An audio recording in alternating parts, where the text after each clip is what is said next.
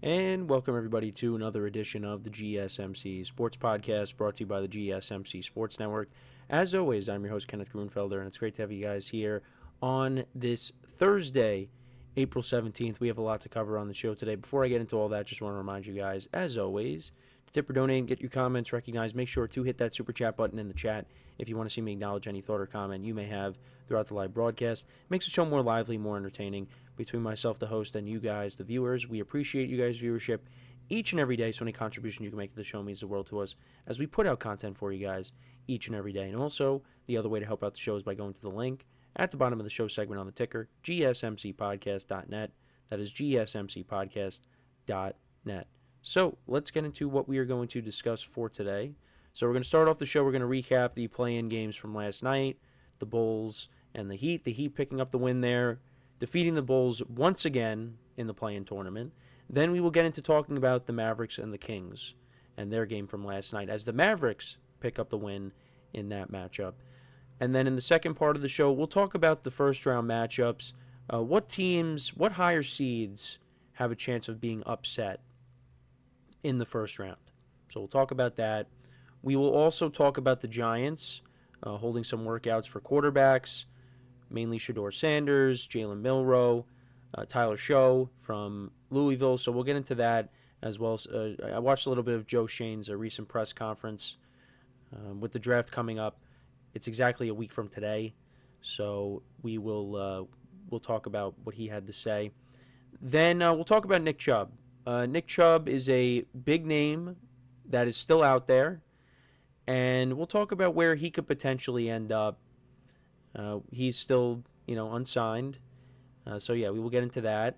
And then I apologize for the camera malfunction as usual. So, yeah, we'll get into that. And then in the final part of the show, we will get into talking about the AFC South. I will do my post-free agency rankings for that division. So, let's get into the first topic, which is discussing the play-in games from last night. So I went 2-0 on Tuesday, but I went 0-2 yesterday. I did pick the Bulls, and I picked the Kings to win yesterday because the Bulls have been playing some good basketball as of late. But I did go against Eric Spoelstra. I did go against this experienced Heat team, which although might not have star talent, well, I shouldn't say it doesn't have star talent, but doesn't have, Jimmy Butler, really. I mean, they're minus Jimmy Butler. I just thought that, the Bulls were due maybe to win against the Heat this time around, and that was not the case. And for both games, both teams that won yesterday, if you think about this, both teams traded away star players that are currently higher seeds in the playoffs right now. Jimmy Butler going to the Warriors, Luka Doncic going to the Lakers. So, these teams, in all likelihood, yes, they both are going to be playing once again on Friday, but, they both traded away star players, and, it looked like, hey, they're not really going to do anything. But they're in a... Well, more so the Heat. Like the Mavericks, if they were healthy, they probably would have finished with a better record, even with them trading Luka. But they will be playing once again on Friday. The Heat will be playing against the Hawks, and the Mavericks will be playing against the Grizzlies. But both teams, they jumped out to big leads. The teams that won yesterday, they both jumped out to big leads that were too tough to overcome. The Heat scored 39 points in the first quarter. They outscored the Hawks by a wide margin in the first half. The Bulls did play better in the second half, a little bit better. They outscored the Heat 27-17 in the third quarter. But yeah, the Heat ended up winning 109-90. Tyler Hero, who, in his post-game interview, I barely recognize him because of the buzz cut, but he had a big night. 38 points, 5 rebounds, 4 assists, 13 and 19 from the field.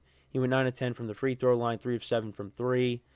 They also got key contributions from Andrew Wiggins, who had 20 points. Bam Adebayo had a double-double. He had 12 rebounds and 15 points.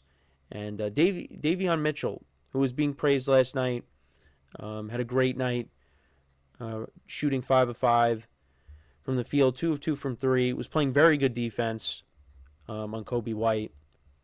He had 9 assists last night. And then as for the Bulls, Kobe White did finish with 17 points. Josh Giddey had 25 points. Vucevic had 16. He had a double-double. He also had 12 rebounds. Kevin Huerter had 10 points. But yeah, the Bulls once again fall to the Heat in the play-in. And like I said, the Heat will move on. They will play the Hawks. Different kind of game coming up. Obviously, you got to now deal with Trae Young.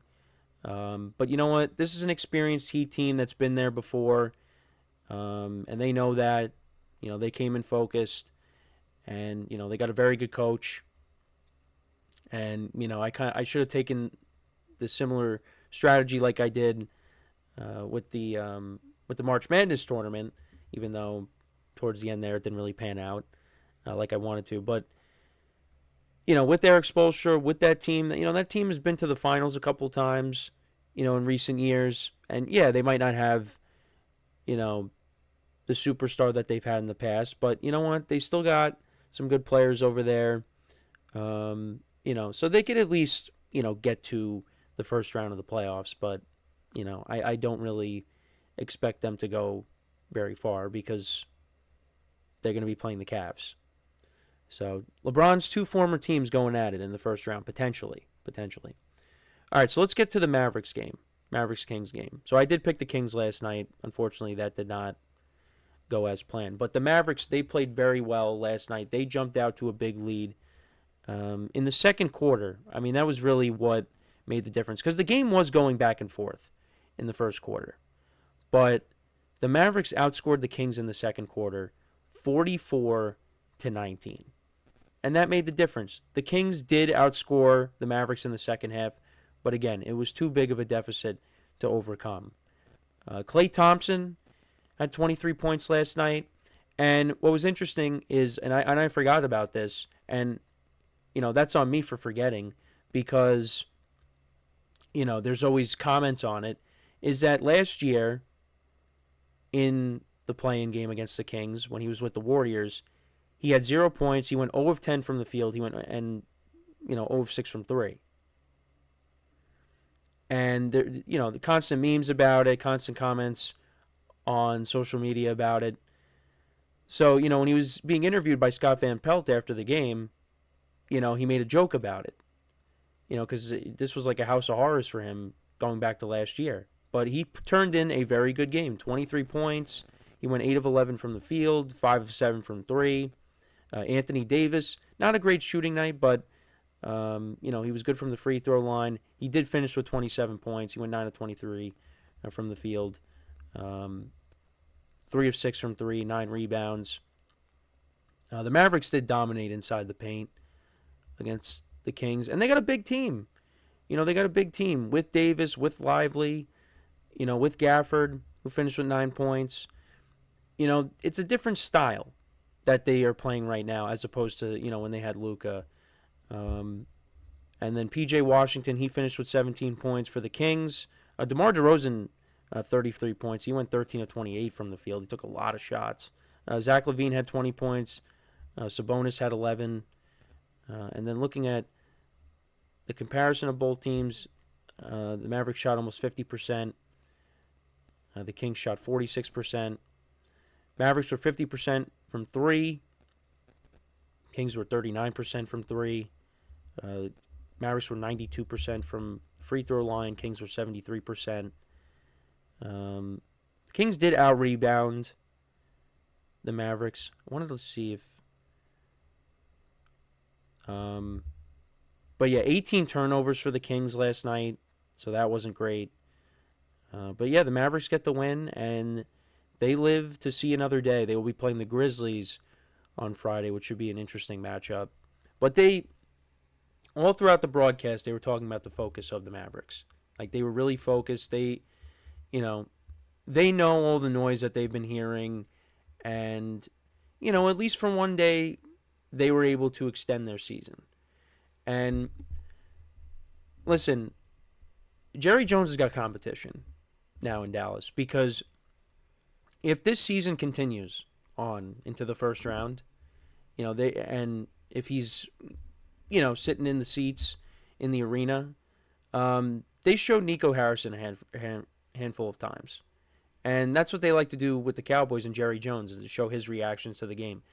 Nico Harrison, even into next year, if he's in the arena, the cameras are going to be panned on him. That is not going away. And let's see what happens next year. I mean, obviously when we get there, when this team is healthy, but at least for one night, they extended their season, and I think they have a good chance of knocking off the Grizzlies, because the Grizzlies right now, they let go of their head coach.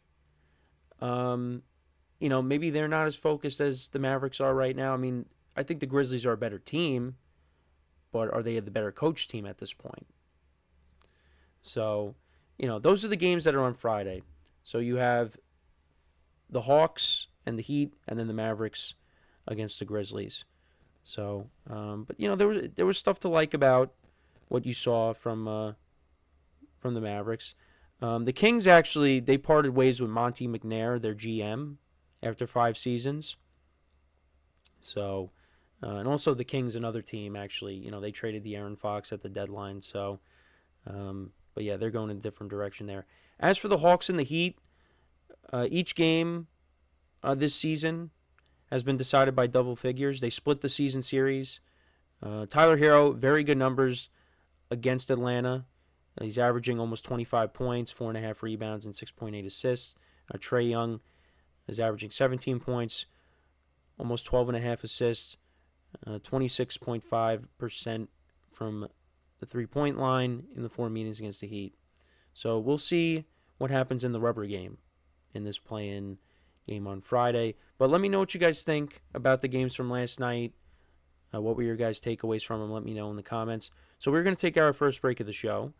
And then when we come back, we will talk about the first-round matchups that have officially been finalized. Which higher seed has a chance of being upset in the first round? So we'll get into that when we come back from our first break. So with that being said, stick around, and we'll be right back here on the GSMC Sports Podcast.